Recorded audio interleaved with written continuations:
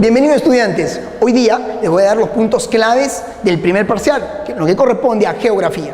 Y comenzamos con la geografía de Lambayeque. No olvides que la región Lambayeque limita por el norte con 4 provincias piuranas, que son Sechura, Piura, Morropón y Huancabamba.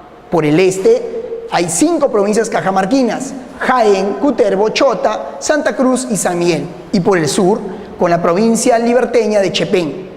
A su vez, la región Lambayeque tiene como puntos de extremos al norte al Cerro Duque, al sur a Punta Cherrepe, al este al Cerro Colpayaco y al oeste Cabo Verde. Otro punto fundamental del examen siempre es el de los tratados internacionales. Hacen muchas veces confusiones sobre esto, pero yo te voy a dar los puntos claves. Recuerda los tratados definitivos y para eso tienes que relacionarlo con el gobierno de Leguía. Leguía tuvo 2 gobiernos. En el primer gobierno firmó 2 tratados, igual que en el segundo gobierno. Tenemos en el primer gobierno el tratado con Brasil, se llamó el Tratado Velar de Río Branco de 1909. ¿Qué territorio se estableció? Observa, fue el territorio al sur del río Yavarí. En cuanto al tratado con Bolivia, fue el Tratado Salomón Polo Bustamante de 1909. También se dio un territorio y se repartió el lago Titicaca. Por otro lado, tenemos en el segundo gobierno llamado el oncenio, el tratado con Colombia, el tratado Salomón Lozano de 1922, por el cual Perú cede el trapecio amazónico y la región entre el Putumayo y el Caquetá. Esto provocó una sublevación, una guerra con Colombia. Y finalmente, después de varios conflictos, se firmó el protocolo de Río de Janeiro que ratificaba el tratado Salomón Lozano. Este protocolo es de 1934, no lo olvides, no lo confundas con el Ecuador. Luego viene el tratado con Chile. El tratado definitivo con Chile es el tratado Rada Figueroa, o también llamado Tratado de Lima, de 1929, por el cual Perú cedió la provincia de Arica y recuperó Tacna. Pero no olvides que antes que el tratado Rada Figueroa fue el tratado de Ancón, que puso fin a la guerra con Chile en el siglo XIX, 1883, por el cual el Perú cede la provincia de Tarapacá, la provincia salitrera. A esto hay que agregar los tratados con Ecuador. El tratado que delimita la frontera con Ecuador es el Protocolo de Río de Janeiro de 1942. Sin embargo, una parte quedó pendiente de demarcar, la cordillera del Cóndor. Esa zona se terminó de demarcar recién en el año 1998, después de la guerra del Alto Cenepa, mediante el acta presidencial de Brasilia. ¿Qué territorio fue? La zona del norte de la región Amazonas. Por otro lado tenemos las ecorregiones. Para poder recordar las 11 ecorregiones, las hemos dividido en bloques. No te olvides, hay 2 ecorregiones marítimas, el mar tropical y el mar frío. Hay 3 ecorregiones costeñas, el desierto del Pacífico, el bosque seco ecuatorial y el bosque tropical del Pacífico. Y hay también 3 ecorregiones andinas, la serranía esteparia, la Puna y Altos Andes y el páramo. Y finalmente 3 ecorregiones selváticas, la selva alta, el bosque tropical amazónico y la sabana de palmeras. Ahora vamos a verlo en el mapa. No te olvides, el mar tropical y el mar frío, el desierto, el bosque seco ecuatorial y el bosque tropical del Pacífico. En la 6 tenemos a la serranía esteparia, la Puna y Altos Andes y el páramo, la 8. La 9 es la selva alta, la 10 el bosque tropical amazónico y la 11 finalmente la sabana de palmeras. En el mar tropical tenemos los mejores balnearios, Máncora, Punta Sal son algunos de los ejemplos. También están los arrecifes y los manglares de Tumbes. En cambio en el mar frío están la mayor riqueza ictiológica, la anchoveta como el mayor cardumen. Destaca también en el fitoplancton las diatomeas y como mamífero el chungungo o gato marino. En el desierto están las lomas, los famosos médanos, dunas y algunos oasis como Huacachina. Cernícalo y Paloma, Cuculí destacan en la fauna. Y en el bosque tropical del Pacífico, plantas epífitas como la salvagina. Y en la fauna, el cóndor de la selva y el mono machín. En cuanto al bosque seco ecuatorial, ahí está el bosque de algarrobos, el bosque de Poma, que es el mejor ejemplo de este bosque. En fauna está la pava liblanca, el güerequeque, la paloma tórtola y el oso de anteojos. En la serranía esteparia destaca la paloma torcaza, que es la más grande del Perú, la vizcacha, el jergón, el guanaco y el puma. En el páramo, tenemos ahí una zona lluviosa pero de gran altura, está el pudú o sachacabra, el venado enano, y también está la musaraña. En la Puna y Altos Andes destacan los camélidos, que se alimentan de ichu, esta grama seca que crece en las mesetas. Miren, aquí están las mesetas de la Puna, la región de los glaciares. También están pues los grandes glaciares. El cóndor es el rey de las alturas en la Puna, y está también la titanca o puya raimondi, el único árbol de la Puna. En la selva alta está el árbol emblema del Perú, está en el escudo nacional del Perú, el árbol de la quina. No confundan con la quinoa, que es un arbusto andino. El gallito de la roca, sotunqui. Y en cuanto al relieve, destacan los pongos. Aquí tenemos una imagen satelital del pongo de Rentema. Así se ve el pongo de Rentema. En cuanto al bosque tropical amazónico, están los grandes ríos que forman meandros. Estas inflexiones se llaman meandros. El camu camu, que es la fruta que contiene la mayor concentración de vitamina C, y el ayahuasca o liana de la muerte. En cuanto a la fauna, destacan el yaguarundi o pantera amazónica, el jaguar, el manatí, el guacamayo y la nutria, el delfín rosado, el tapir, los monos y la anaconda. Y en la sabana de palmeras destacan el tucán de pico amarillo, el lobo de crin y el ciervo de los pantanos. Otro aspecto también muy importante es el de las vertientes hidrográficas del Perú. No te olvides que el Perú tiene básicamente tres grandes vertientes: del Pacífico, del Amazonas o del Atlántico y del Titicaca. Recuerda que en el Pacífico se concentra solo el 1,5% de todo el agua que hay en el Perú. Recuerda que acá se concentra también la mayor parte de la población peruana. Esto genera problemas de desabastecimiento con respecto al agua. En cambio, en la zona de la vertiente amazónica o del Atlántico está el 98% del agua. Y en el Titicaca, en cambio, solo el 0,5%. Ahora, ¿qué características tiene esta vertiente? Veamos la vertiente del Pacífico, la vertiente del Atlántico y la vertiente del Titicaca. La vertiente del Pacífico tiene un origen en la cadena occidental de los Andes. En cambio, el Atlántico en el flanco oriental de los Andes.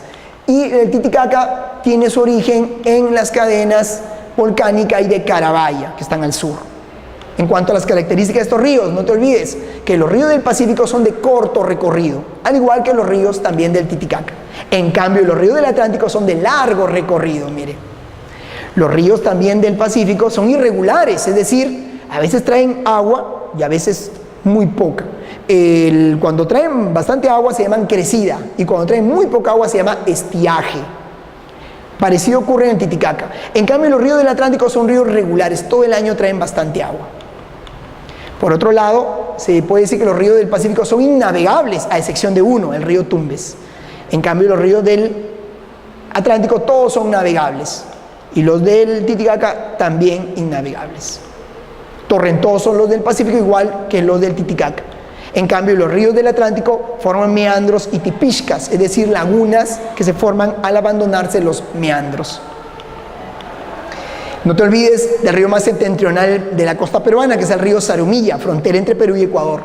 O el río navegable, el único río navegable de la costa es el río Tumbes. También el río que forma o que se aprovecha para el proyecto Olmos, que es el río Huancabamba. Aquí tenemos cómo se elaboró el gran túnel trasandino de 19,3 kilómetros que atraviesa pues la cordillera. Las obras de irrigación y la gran producción de agroexportación que se está desarrollando en Olmos. En cambio, tenemos otra cara de la moneda en cuanto a la contaminación de los ríos costeños. El río Rímac es el más contaminado de la costa peruana. Y el río Mantaro es forma el valle interandino más extenso del Perú.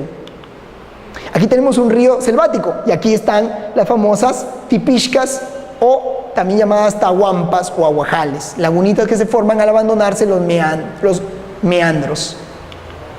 En cuanto al patrimonio cultural, no te olvides que el patrimonio, según el Instituto Nacional de Cultura, se divide en patrimonio material e inmaterial, tangible e intangible, que a la vez puede ser mueble e inmueble, es decir, desplazable o no. Se divide también en arqueológico e histórico. Arqueológico es la etapa prehispánica, o sea, todos los restos prehispánicos, y lo histórico a partir de la llegada de los españoles. También tenemos el patrimonio documental, patrimonio industrial y el patrimonio cultural o subacuático. En cuanto al patrimonio tangible, material tangible, mueble, recuerda que hay mueble e inmueble, arqueológico, tenemos en principio restos como el tumi o cuchillo ceremonial. Ahí el guacorrey, típico de la cultura lambayeque, con la imagen de Nailán. Los vasos, las máscaras también de la cultura sicán, los vasos de oro de sicán, y el ajuar del señor Zipán, que corresponde a la cultura mochica. También es patrimonio mueble arqueológico. Las hachuelas, las primeras monedas prehispánicas inventadas por los lambayeques, huarcos o hachuelas o hachitas de cobre. En cuanto al patrimonio inmueble arqueológico, o sea, no desplazable, tenemos, por ejemplo, los petroglifos. Los boliches de Olmos son uno de los mejores ejemplos de estos petroglifos. También la puntilla en Pátapo, el complejo Ventarrón en Pomalca, Huacarrajá de Ensaña, donde encontraron al señor Zipán, y las huacas encontradas en el bosque de Pómac. Ahí tenemos a la Huaca del Oro, la Huaca de las Ventanas, entre otros. También están acá las tumbas de los dos grandes señores de Sicán, el señor de tumba este y el señor de la tumba oeste. Las pirámides que están alrededor del complejo Tucumán, la segunda gran capital de la cultura lambayeque. No te olvides que Lambayeque tiene más de 250 huacas o pirámides de barro. Los murales de Úcupe en Lagunas, en el distrito de Lagunas, y el entierro de la sacerdotisa de Chornacap en el distrito de San José, Lambayeque. En cambio, en el patrimonio inmueble histórico, o sea, después de los españoles, tenemos la famosa capilla doctrinal de San Pedro de Morrope, la única con arquitectura hispana moche. Aún ha sido reconstruida. También las ruinas de los conventos de Saña, y aquí tenemos el convento de Santa María de los Padres Franciscanos, aquí en nuestra ciudad, en el centro de la ciudad.